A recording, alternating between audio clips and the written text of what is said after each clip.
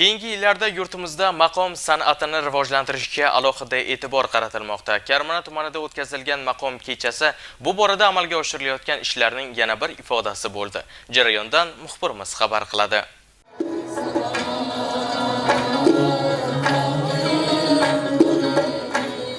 Darhaqiqat keyingi yillarda mamlakatimizda milliy maqom san'atini yanada ravnaq toptirish borasidagi ezgu ishlar amalda o'z natijasini bermoqda.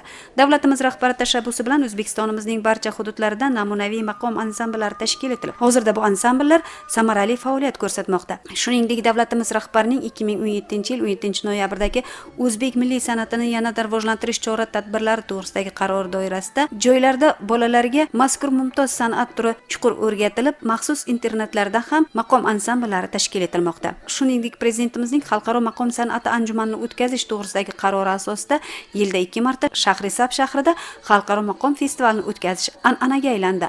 Mazkur festivallarda navoiylik maqomchilar ham ishtirok etib kelayotgani e'tirofga loyiq.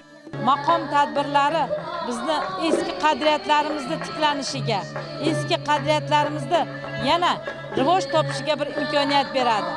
Albatta Shahrisabzda bo'lgan maqom tadbirlarida biz xursand bo'lgandik. Bugun esa yanada xursandmiz. Chunki o'zimizning tumanda, Karmana tumanida shunday chiroyli tadbirlar bo'lyapti.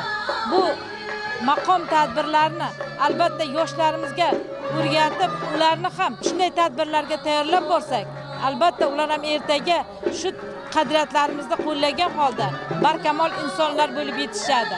Maqom musiqa, she'riyat hamda raqs san'atlarini mujassamlashtiruvchi mushtarak badiiy durdonadir.